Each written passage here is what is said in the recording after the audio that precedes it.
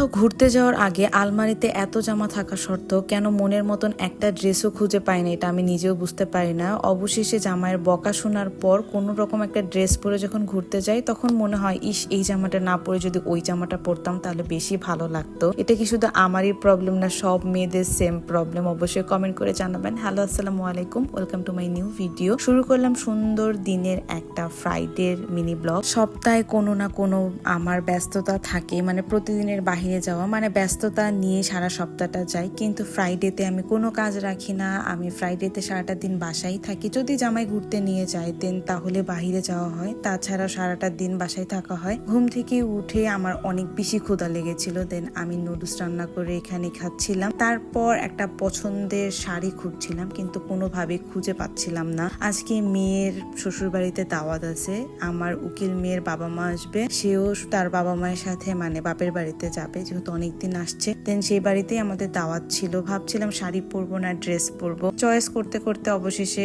Final করলাম যে শাড়ি পরে যাই, যেহেতু মা হই। দেন মাকে একটু মা লুক না দিলে কি হয় বলেন। সকালবেলা ঘুম থেকে উঠে খুবই ঝটপট সব কাজ সেরেছিলাম। আর ফ্রাইডে থাকলে আমার হাজবেন্ডের কাপড় চোপড় ধোয়া হয়, মানে টুকটাক অনেক কাজই থাকে। দেন তাড়াহুড়া করে রেডি হয়ে চলে এসেছি এই বাসায়। এসে দেখি ছোট ছোট বাবুগুলা খাওয়া দাওয়া করছিল নিজের হাতেই। দেন আমি বসেছিলাম আর ওদিকে সব বিয়াইরা একসাথে বসেছে, মেয়ের ভাই থেকে শুরু করে যত আত্মীয় স্বজন, মানে সব ছেলেরা একসাথে খেতে বসেছে। দেন পরে আমরা সব বিয়ানরা একসাথে খেতে বসেছিলাম। মেয়েদের লাইফটা আসলে খুবই অদ্ভুত।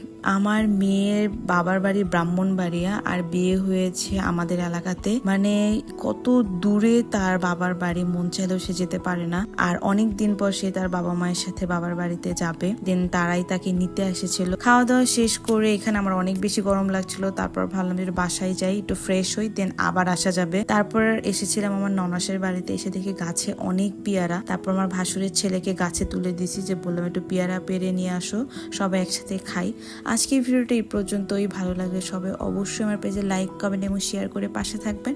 পরবর্তী সুন্দর সুন্দর ভিডিওগুলো দেখার জন্য। আল্লাহ হাফেজ।